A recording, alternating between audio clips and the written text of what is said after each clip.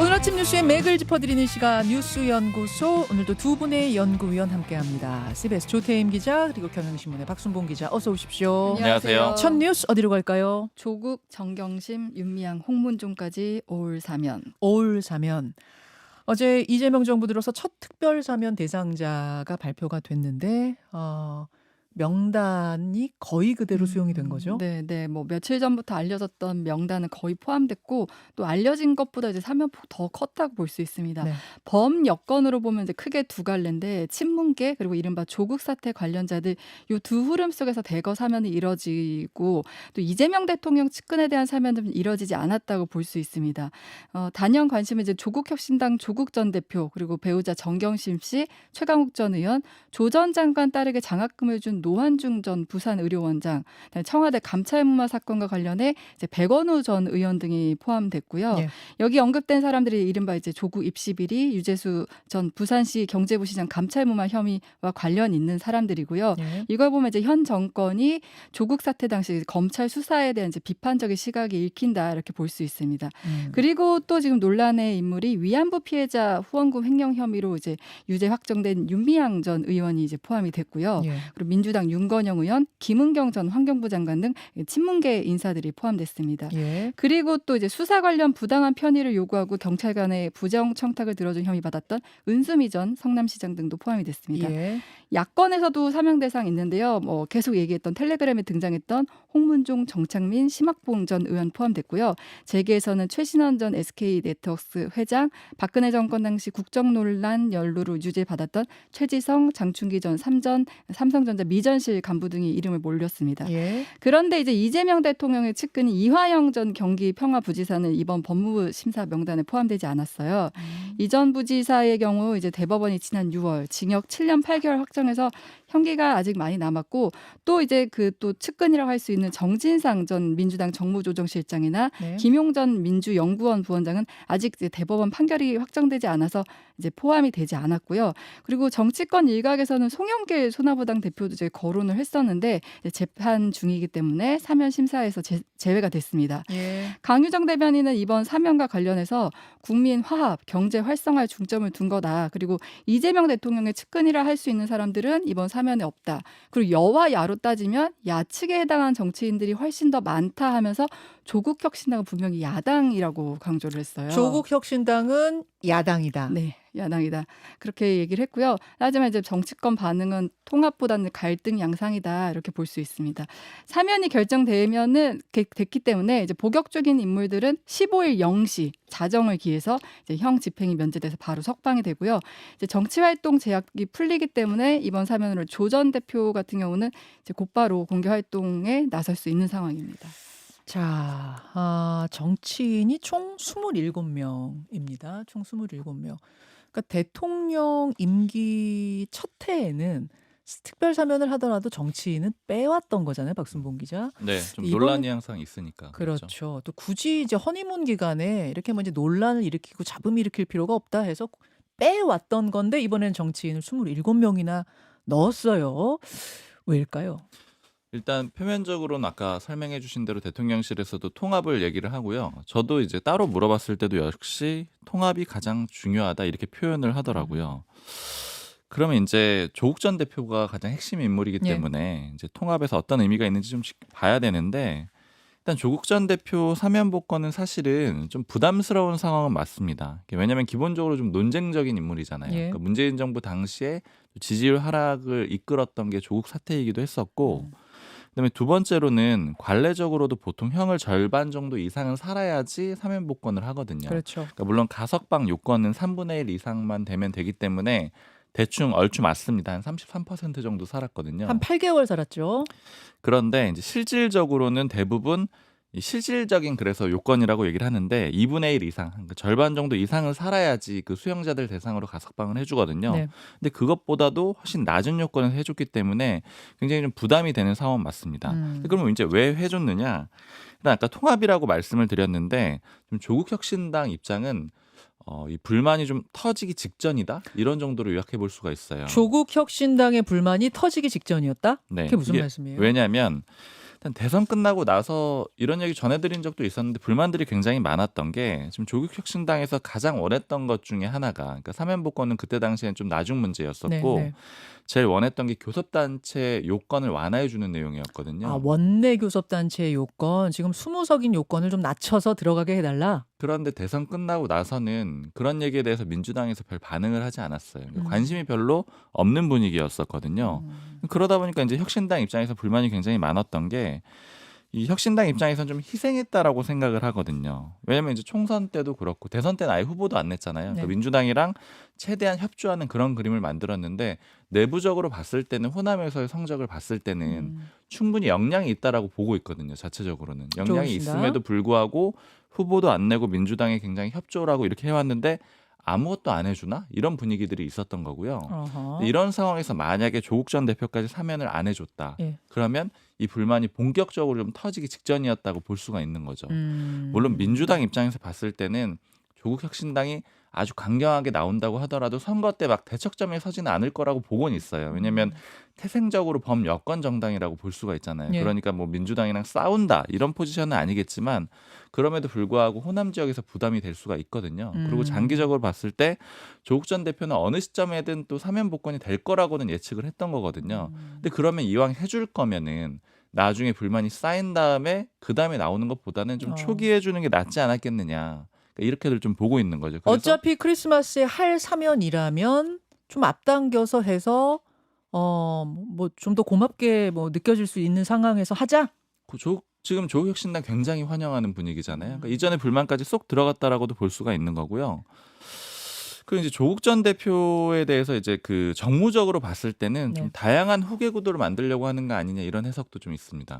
그 무슨 얘기일까요? 그러니까 지금 이제 항상 쭉 말씀드리는 게 이재명 대통령은 경쟁 입찰 방식, 그 그러니까 얘기 경쟁 많이 체제를 나와요. 항상 예, 예. 구축하는 걸 선호한다라고 얘기를 하는데 예.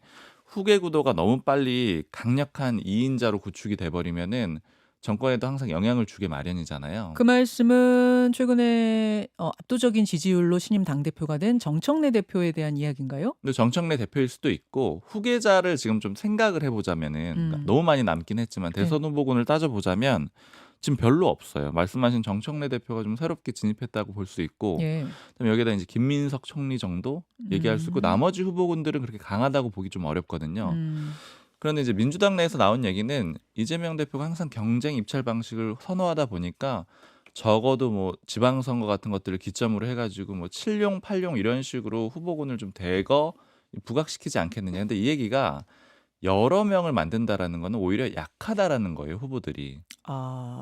사실 그 질문을 제가 어제 나오셨던 저 평론가들한테도 제가 했었거든요. 근데 그분들 이야기는 이렇게 임기 초반에 대선 후보군이 이렇게 등장해가지고 서로 경쟁하고 이러는 게 대통령한테 좋을 게 없어서 그건 아닐 거다라는 평가가 많았는데 지금 박순봉 기자 얘기는 조금 다르네요. 한 2명이면은 그게 부담되겠지만 여러 명의 잠룡들 이야기가 나오면 다 약해질 거기 n분의 1이 될 거기 그런 때문에. 식의 예측들이 좀 있어요. 그러니까 굉장히 많은 후보군을 둘 가능성이 있다라는 거고, 그 다음에 두 번째 측면은 말씀하신 정청래 대표가 급격하게 좀 이제 상승세를 보였고, 부상하고 있죠.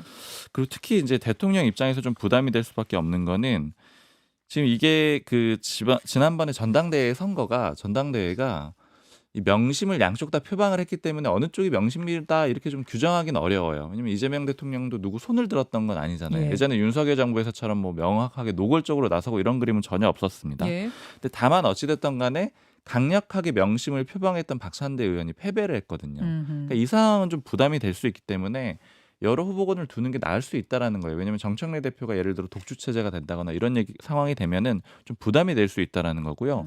너무 먼 얘기긴 하지만 지금 벌써 민주당 쪽에서 나오는 얘기들은 김민석 총리가 아마 서울시장 후보로는 안 나올 가능성이 높다는 얘기들을 제가 좀 많이 듣고 있거든요. 김민석 총리 서울시장 나갈 거란 얘기도 꽤 있었던 게 사실인데. 있었는데 조금 기류가 바뀌었다라는 얘기를 제가 이제 전반적으로 좀 많이 들었고, 어. 만약 혹시 그렇다라고 하면 실제 그렇게 된다라고 하면은 예.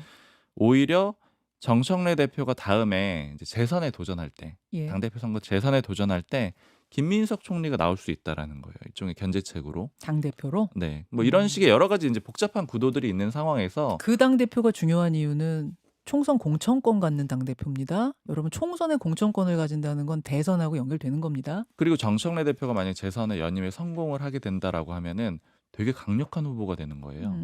그 총선 공천도 하고 엄청난 거죠. 강력한 대선 후보가 예, 되는 거기 예. 때문에 그때쯤에는 한 번 더 이제 당내에서 경쟁 구도가 만들어지지 않겠느냐라고 봤을 때 김민석 총리 얘기도 나오는데 어쨌든 이런 과정에서 범여권으로 보면 조국 전 대표도 필요할 수 있다라는 거죠.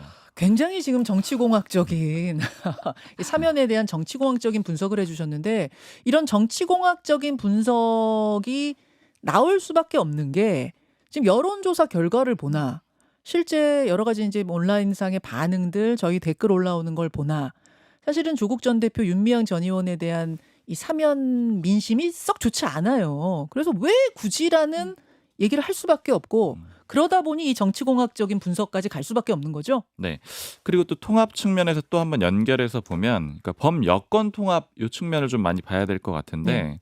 그러니까 이재명 대통령이 대통령 되기 전에 당대표 시절에 굉장히 강력한 당권을 보여줬잖아요. 그러니까 리더십이 굉장히 강력했고 예. 뭐 DJ 이후에 뭐 거의 가장 강력한 리더다 이런 평가까지 받았었는데 근데 요즘에 좀 나오는 얘기들은 뭐냐면 그래도 입지가 생각보다 그렇게 강력하진 않은 것 같다. 이런 얘기들이 나오기 시작해요. 이게 왜냐면은 그 기간이 그러니까 이재명 대통령 스스로도 당대표 시절에 그런 표현들을 많이 썼고 측근들도 그렇게 평가를 했던 게 우리는 여전히 좀 소수자다 이런 생각들을 좀 갖고 있었거든요. 상당 기간 동안에요. 예, 예. 그게 왜냐면은 전통적인 진보 세력이랑 연결해서 보자면은 운동권도 아니고 그다음 뭐 소위 말하는 시민 운동 세력 여기하고도 조금 결이 달라요. 그렇죠. 그러니까 이 세력들을 포섭을 해야 되는데 이번에 이 상징적인 인물들 많이 들어가 있거든요. 네. 그러니까 윤미향 전 의원, 조희연 전 서울시 교육감.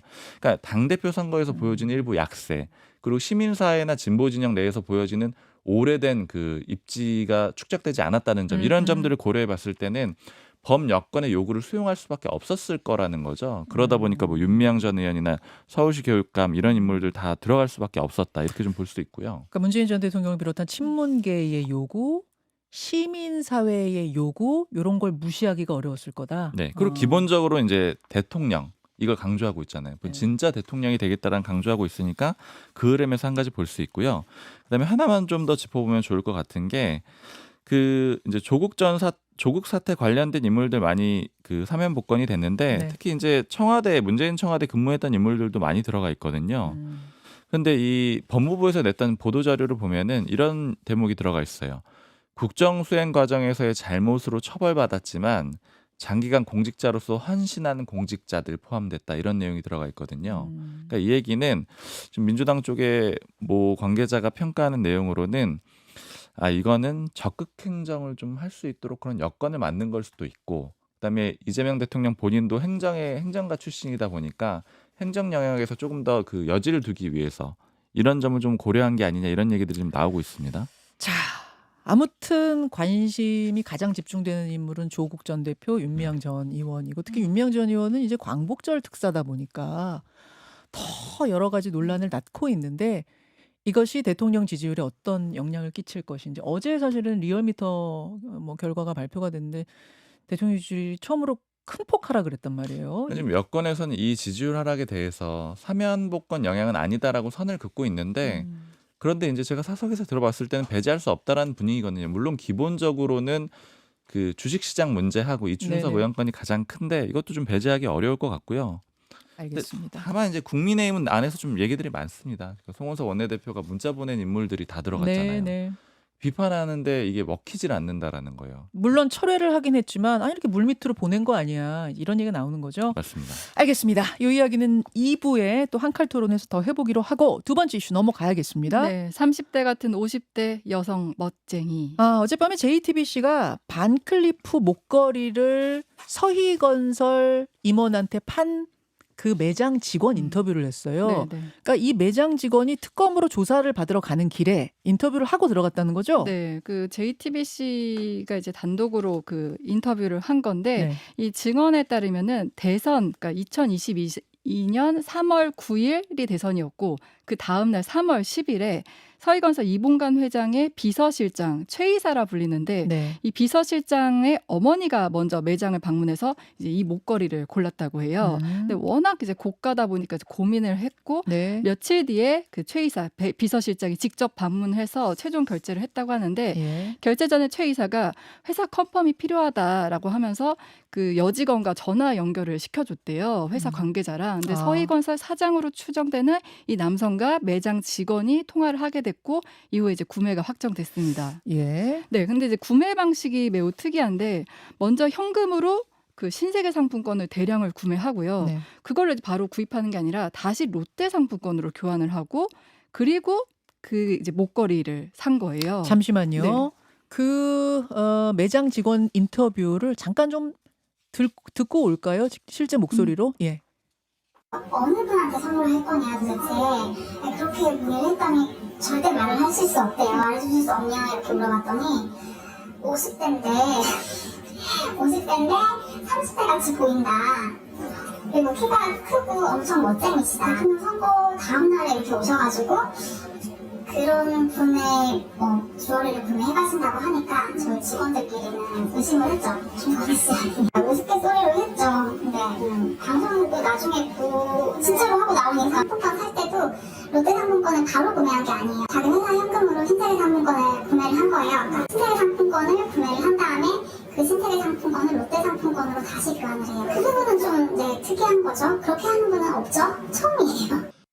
예, 음성 변조가 심하게 들어갔네요. 그래서 제가 다시 한번 정리를 해드리자면 당선 다음 날인데 이 고객이요 원래도 이 매장의 단골 고객이었대요. VIP 원래 고객이었대요. 그러니까 자기 네. 장신구를 사러 원래 오던 사람이라 이 사람이 서희건설 이 임원이고 뭐 이런 거 알고 있는 상황인데 30대처럼 보이는 50대 여성의 선물이야. 이러면서 이제 얘기를 하니까 그 직원들끼리 수군거렸다는 거예요.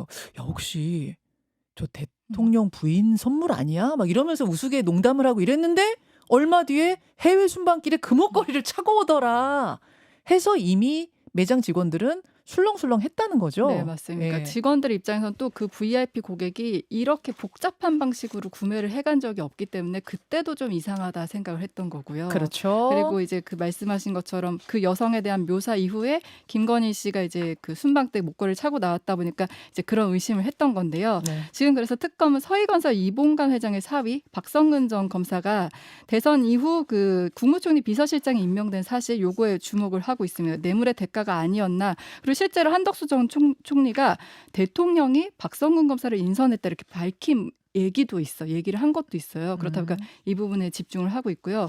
지금 그래서 또 비슷한 보도가 하나 있어서 하나 또 전해드리면은 네. 지금 이제 그러니까 판매 직원이 이렇게 증언을 한 거잖아요. 예, 예. 그 샤넬 관련해서도 샤넬 직원이 네. 그 영부인이 선물을 교환하러 온다고 했다는 말을 이제 들었다는 거예요. 이건 CBS 노컷뉴스 단독 보도인데, 네, 그래서 그 김 씨의 비서 유모 씨가 서울 강남의 한 샤넬 매장에서 다른 제품들을 교환해 갔는데 이때 네. 샤넬 직원들은 영부인 측에서 온다 이렇게 인식을 하고 있었다고 합니다. 아, 그래서 이렇게 보면 어떻게 보면 판매 직원들의 증언이 이렇게 좀 나오고 있는 상황입니다. 판매 직원들의 증언 이게 굉장히 직접적이네요. 그 당시에 최근이 아니라 그 네네네. 당시에 영부인 측에서 온대. 혹은 야 이거 영부인 선물 아니야? 이제 이렇게 네, 얘기했다는. 워낙 또 다 고가의 상품이다 보니까.